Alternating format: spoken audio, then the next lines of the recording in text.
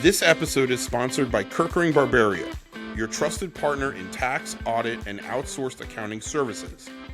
Serving Sarasota, Manatee, and the greater Tampa Bay area for over 50 years, KB helps clients achieve their personal and business goals.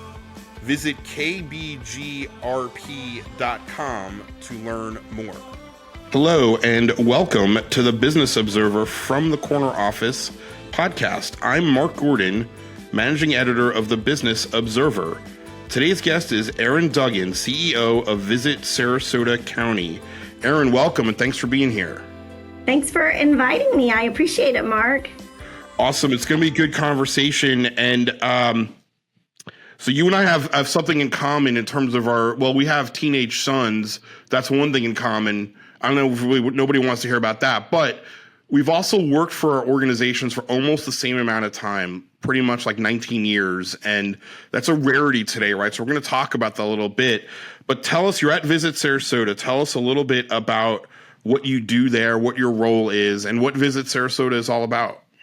Sure. No, thank you so much. You know, it's interesting because in the 19 years that I've been at Visit Sarasota County, I feel like what we do has evolved, and we'll talk about that a bit, right? But, you know, boiling it down to simple terms, we are a 501c6. We're a public-private partnership. We're contracted by Sarasota County government to, in essence, market Sarasota County as a must-experience tourism destination on the world stage. Sounds easy, right? You know, we're getting a percentage of the tourist development tax to do that work. And then we also, because we are a private-public partnership, we do some phenomenal things to try to collaborate with our community to get them to put a little bit more skin in the game so that we can stretch those government tax dollars as far as we can. So that's kind of, I always say we do this government work, you know, with this set amount of money that we're very fortunate to get from the county, but that we're matching it with some private dollars to stretch it even further. And by collaborating with all of these fantastic businesses in the community and all of these great personalities in the community, I think we're even able to do better work together. But, you know, basically trying to get folks to want to come and be a visitor in Sarasota County. And then, of course, we know that sometimes transitions to they move a business here, they join our workforce here, or they retire here. But again, all good things. Tourism is the front door of economic development, and we take that role very seriously.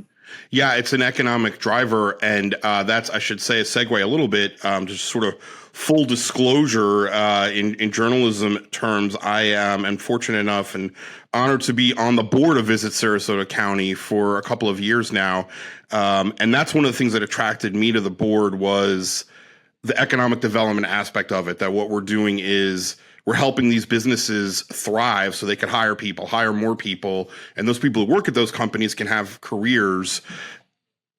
How did you get into Visit Sarasota? I mean, did you go right from college, and kind of what were your goals coming out of college?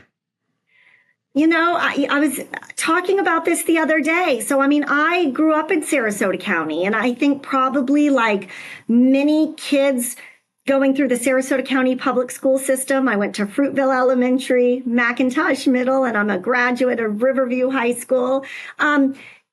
Loved the community, but just couldn't wait to get out and go to college and explore and, you know, live in that bright lights, big city. And I was fortunate enough, my junior year of high school, to be selected to be in the youth leadership program at the Sarasota Chamber, which is really cool, you know, that they still do that today. You were in that program, and both our teenage sons will be in the program next year. So it is full circle. It really is full circle. And I'm so incredibly appreciative to Heather at the Sarasota Chamber, and for, you know, Brett getting in. And I know your son, Aaron, did as well, which is really exciting. A lot of great kids got into that program. But I genuinely mean this.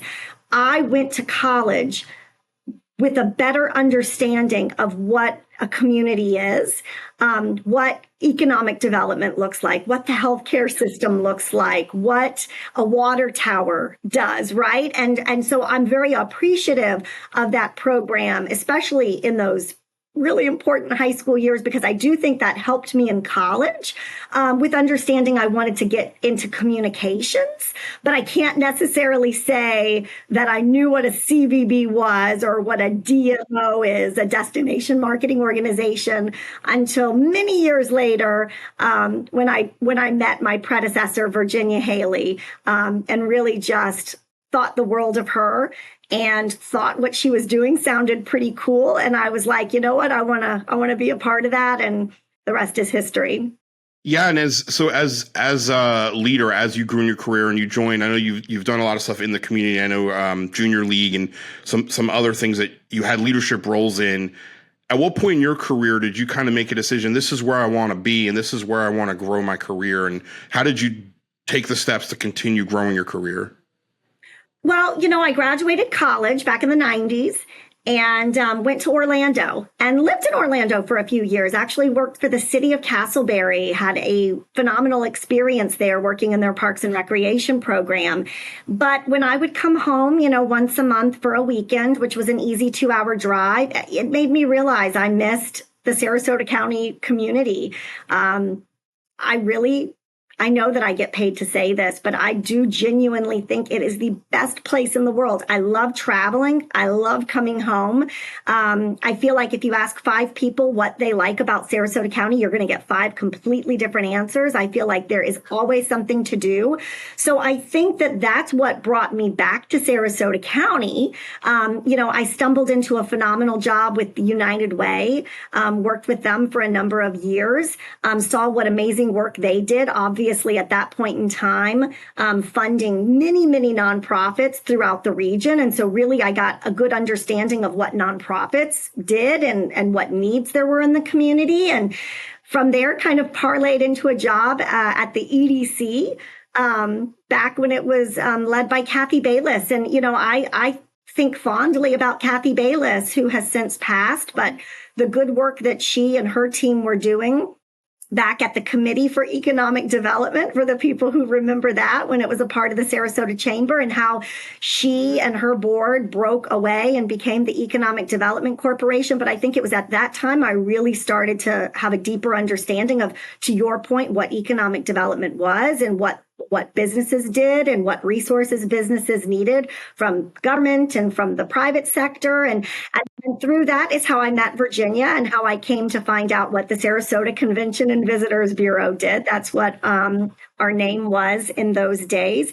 And I just really liked the marketing aspect, telling stories, pitching Sarasota County stories and personalities to media all over the world, hosting those members of the media in Sarasota County, taking them to the Seafood Shack for a grouper sandwich, or taking them to Pinecraft for a slice of peanut butter pie. It just was such a thrill to be able to kind of show off this community that raised me.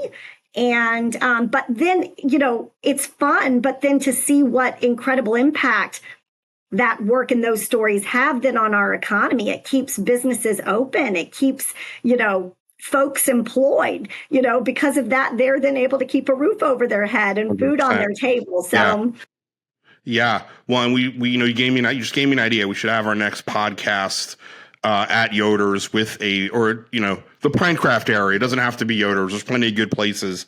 Dutchman. Dutchman, absolutely. Best fried chicken in town. Yes. Yeah, absolutely. Plenty of good places. So you're relatively new to the CEO role. What have you at Visit Sarasota County?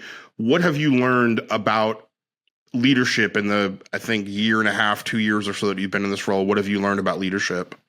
Sure. Coming into this role was a blessing. It was not something that I take for granted. I know there's a lot of amazing people that do this kind of work all over the country, and who wouldn't want to move to Sarasota County and do this kind of work here. So I'm very appreciative of the board here at Visit Sarasota County and the County Commission for having faith in me to allow me to step into this role. Coming into the role, I had 18, 19 years of experience. And so I most certainly knew where I wanted to make some changes and what directions I wanted to go in. But to your point about leadership, it's not a light switch. You can't steer a ship that's been going in one direction for 20 years and all of a sudden take the wheel and jerk it in a completely different direction.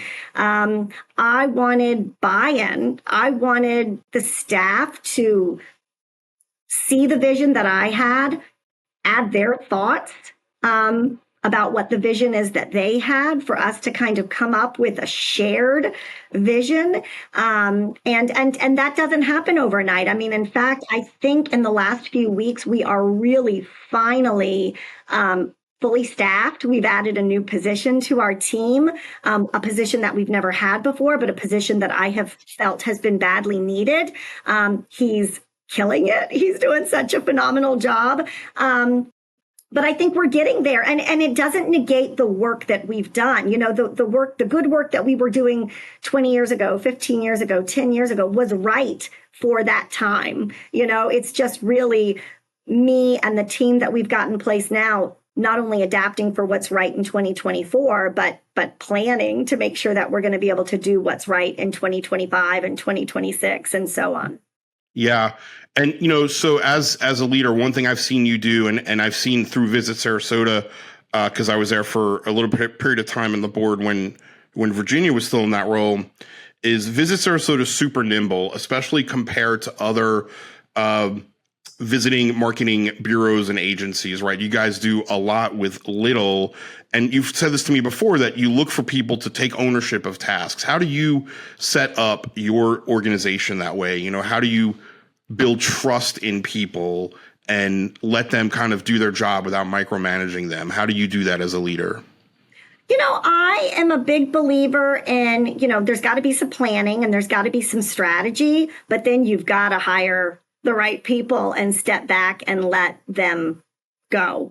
And, we serve many masters, and some people could look at that as being challenging. I look at it like a thrill. It's what gets me excited to come to work every day. I know that we have 520 plus partners, from restaurants to hotels to arts attractions to kayaking companies, that all kind of expect something different out of us, right? But I've got to try and figure out what are the most important things that I can be doing for them, and how can me and my team move the needle in that area. But then I also have county partners and municipal partners, and incredibly important, our 5 county commissioners. They're the ones that choose to entrust those tourist development tax dollars with us every year. And so at every point, I want to make sure that we are doing good work for them, for all of those folks that I've mentioned. So yes, we have an annual plan every year. We have a budget that pretty much spells out pretty detailed what we're doing, how we're doing it, and how much money we're going to spend doing it. But, one of the fun things that we do is strategic planning. And of course, that's expensive. And, you really only can do it depending on what's going on in the world, 3 to 10 years. But, because of the pandemic, we were a little delayed in doing our most recent strategic plan. But you, Mark, being on our board, have been a part of it. But we're very fortunate. I want to give a shout out to the county commission. They're the ones that granted us one-time funding to do a strategic plan. So we are literally putting the final bow on our 2030 strategic plan. So that is something that is really led by our board, elected officials, stakeholders, the community. And when I say stakeholders, that's businesses, but it's also residents. But that strategic plan is now coming to my team, and we're all dissecting it and figuring out, okay, in fiscal year 25, how can we get us at least, 20% towards, that 2030 goal. And so a lot of times when we're doing good work, we stop and we pause and is this what the strategic plan wants us to be working on? And I always say, if your answer is yes, then keep on keeping on. But if we get sometimes lost in the forest, which sometimes, listen, we all do. We're human. We get distracted. We get distracted by shiny toys over here and, some new platform over there. But we try to keep focused on the mission, and we try to keep focused on providing value and what that strategic plan's doing. And so I think that makes it really easy to not micromanage, because I know everybody's eye is focused in the right place. on the right place. You're right. And that was an interesting experience for me personally, getting the board strategic plan. Come on, let's give all the credit to the board, because that's, forget everybody else. Just kidding. There was a lot of people involved in that. Okay, what's the best part for you about being a leader, and what's the most challenging part? I think the best part is seeing folks take that strategic plan, seeing my team take that strategic plan and make it their own. They have their own ideas for how to get from point A to point B. And listen, when you've got a team, you always have different personalities and different working styles. And we all try to be very transparent about, hey, is this a project you want to think about how you're going to get from point A to point B? Or listen, sometimes folks are like, look, just tell me, could you help me out and tell me how you would like for me to get from point A to point B? And I'm proud to say we have both personalities on this team. We actually work really hard to try to make sure that we have different viewpoints and different working styles and different personalities, because we know we all bring something different to the table, and where my weakness is, someone else's strength is, and vice versa. And so I love seeing people's ideas come to fruition. I love when my idea becomes better because somebody else piggybacked off of it, or quite frankly, just had a completely better idea. So to me, that's exciting. So that's probably my favorite part. And I think, quite frankly, why I've been here for almost 20 years is because no 2 days are the same. And I can assure you, no 2 years are the same. Marketing has changed so much. I mean, when I started, we were doing advertising with reader response cards. I mean, I bet you most people listening to this podcast won't even know what that means. And so I won't tell people. They can Google it if they don't know what that means. But what an archaic way. Yes.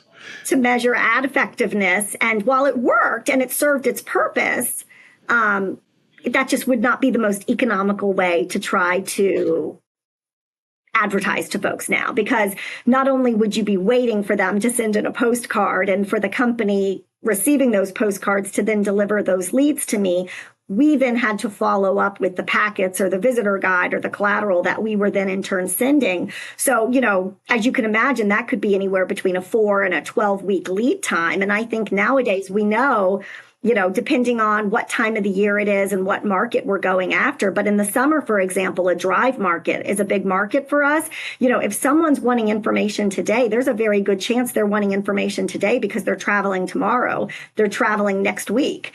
So anyway, just the excitement of how technology changes every year is what makes this job so different. Yeah. And then again, go ahead. Your least favorite. I was just going to say, and my least favorite part, it can be frustrating sometimes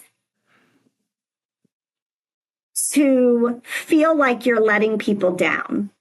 I get a lot of emails asking me and my team to do a lot of things, and a lot of them are just not in our wheelhouse, or they're not in our purview. They're not in our contract to do with the county. And so, we have to send out a lot of thank you, but that's not what we do. And then I really do try to thank people for sharing with me.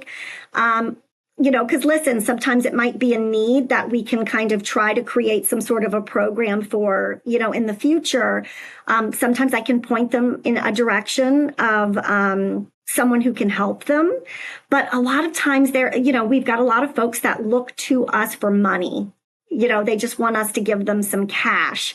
And that's just not what we do at Visit Sarasota County. We're not a bank. Yeah, that's interesting. Okay, so you talked a little bit about different sort of styles of leadership you have and not micromanaging. Talk about the advice side. What's a piece of leadership advice that you've received over your career that really stands out? That's a good one. I mean, I think one phrase that's always kind of stuck with me is there's no comfort in growth and there's no growth in comfort. I've had to tell myself that a few times as I've stepped into bigger roles that quite frankly were scary, because I think, when you're stepping into a big role, whether it's a promotion at work, I started as a coordinator. I did that for a few years before I became a manager. I was a manager for a few years before I became a director. I was a director for a few years before I became a vice president. So, I've stepped into a lot of bigger roles where I'm taking on more responsibility. And I think that the fear is, oh my gosh, what if I mess up? What if I take on this commitment and I let people down? I embarrass myself. I embarrass somebody else. But I've had to tell myself there's no comfort in growth. There's no growth in comfort. And if I want to grow, which I do, you've got to take on these challenges. And I'm now not afraid. That is actually something that I've really shifted in these last few years, because I hope I do make mistakes. I hope that I do take risks sometimes that don't work out. And I hope that I have the humility to admit that I've made a mistake and to let other people learn from my mistakes and for me to learn from my mistake and for other people to have humility around me so that I can learn from their mistakes. And so, in my late 40s, that's a lesson at least I've learned now. But boy, in my 20s and in my 30s, I had a lot of being uncomfortable, taking on being the president of the junior league when I have, a husband who's a lawyer and, two small children, taking on a bigger role at work, joining a local board. These are all things that were scary and were challenging, but gosh, I'm so glad that I did them. And because, you learn so much from it. And I always say too, everything that happens, I become a better boss. I become a better, I become a better employee. I hope I'm becoming better for my board. Again, I hope, I learned so much from my predecessor. She was incredibly gracious. She taught us from a very early point. I would much rather you admit a mistake and own it and let's make it right than try to hide it or try to defend it. So 100%. It's certainly refreshing to work in an environment where you have that comfort level where you can say, hey, we screwed this up. In the same thing in the media business. That's, I think, who you want to work for, right? Somebody that is transparent about that and rolls with those kinds of things. You mentioned Virginia. Last question for you before we get to these rapid fire ones, which are going to be awesome because you've traveled so many places. But last question, who've been some of your mentors and what have you learned from them? Oh, goodness. Well, so of course, Virginia Haley, worked for her for 19 years. She made coming to work fun. She created a fantastic culture, one of which I knew I could make mistakes, one of which I knew there was a great work-life balance. But because of that, boy, oh boy, I busted my butt for her, checking emails 7 days a week. Literally, coming back from maternity leave, excited to come and work for her because of how gracious she was to me during my maternity leave, right? So, that's kind of the true definition of a mentor, is somebody who supports you when you need support. And all it does is make you want to support them. So I never wanted to let her down. Of course, I have to say my mother,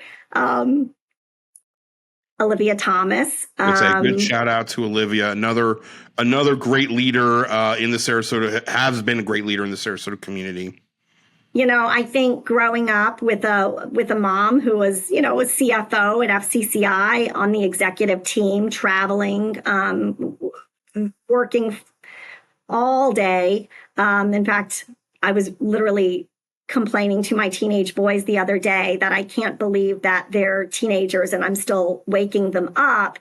When I was setting my own alarm and getting up and going to school and walking to the bus stop, probably by third grade, because my mother had already left the house to go to work. But more than just my mom having an incredible work ethic, she came home and talked about HR problems in the office, or things happening with her and her volunteer, responsibilities, from chairing Children First or chairing Spark or being involved in Zonta.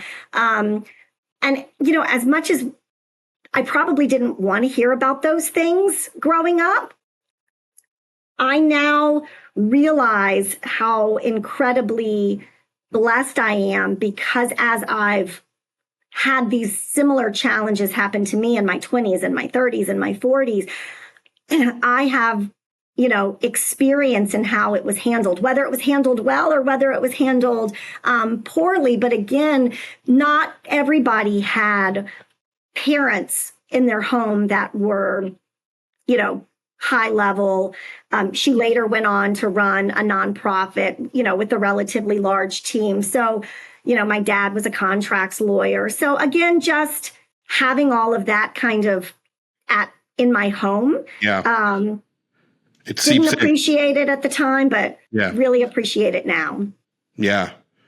Awesome. Excellent. Okay. We got, we're going to do 3 rapid fire questions, and normally these are kind of out of the norm questions. And I know how hard you work when you go outside Sarasota to pitch Sarasota. So it's not all fun and games. However, I'm fascinated by all the places you've gone in your life. Okay. So what's the best restaurant or meal you've ever had outside Sarasota? Oh my goodness. Wow, that's a great question. You know what? I probably can't name a restaurant, but I guess if I had to say a city that I feel like I always am excited to go to specifically for the food, it would be London, just because it's such a melting pot. And I definitely feel like I get some really good curry and Indian food when I'm in London. Yes. Awesome. Okay. What's the best hotel, or what city is the best place you've ever stayed in a hotel in, or the best hotel outside Sarasota? Oh, goodness. These are all hard questions. Well, I will say, traveling for work, we tend to stay in room blocks, or we absolutely are looking for, something that's safe and something that's time efficient for where we've got to go. But, we're looking to stay somewhere. Everything that we do is public record, and I'm proud of that. So I can't say that I've ever really stayed anywhere super, super luxurious. I mean, for work, I take that back. I do think once I got to stay at a Conrad, that was beautiful. And in fact, I will say too, I was able to stay at a Ritz-Carlton once for work, because there was a golf fam, and the Ritz-Carlton, it was the one in Naples. They actually gave everyone a $99 rate because they wanted all of us that had spent time with the riders having dinner with them at having dinner with them at their hotel that night. So yeah, I mean, those high-end brands like Conrad and Ritz-Carlton, you're always going to have a great experience at. And of course, can't wait for the St. Regis to open out here on Longboat Key, because that's another kind of quintessential classic brand where you're going to have a good experience, good service. Yeah, St. Regis, and we're recording this in early August, and by the time this is out in the audience, I think St. Regis might actually be open. That's definitely going to be a landmark property for Longboat. Last rapid fire question: what's a bucket list place, not for Visit Sarasota, just in your life with your husband and 2 teenage sons? What's a bucket list place you'd like to go to? So, we've done some great trips as a family. I'm fortunate that my kids have never really been into stuff. I feel like the Lego phase was relatively short-lived in our home, thankfully. We've always kind of valued experiences and going places. And so, we've taken the kids to the Netherlands and to Norway and to Alaska. And but sadly, our I shouldn't say sadly, our bucket list, I'd say right now, is Italy and the Mediterranean area. We had a trip planned in 2020 that got canceled because of the pandemic, and Something then happened in 2020, I think. yeah, and then life just hasn't worked out such since to get us there. But my husband and I are really into wine. And I think he's really interested in going to the Piedmont region and having some Barolo. And so, yeah, hopefully we'll do that in the next 2 years. Ask your board of directors for some time off. We might just be able to swing that. Awesome. Erin Duggan, CEO of Visit Sarasota County. Thank you so much for joining us on the From the Corner Office podcast. Thanks for having me, Mark. Thank you for listening to the Business Observer From the Corner Office podcast. I'm your host, Mark Gordon. This podcast was produced by Reed Corley of the Corley Company in Sarasota. To hear more episodes of From the Corner Office podcast, go to businessobserverfl.com.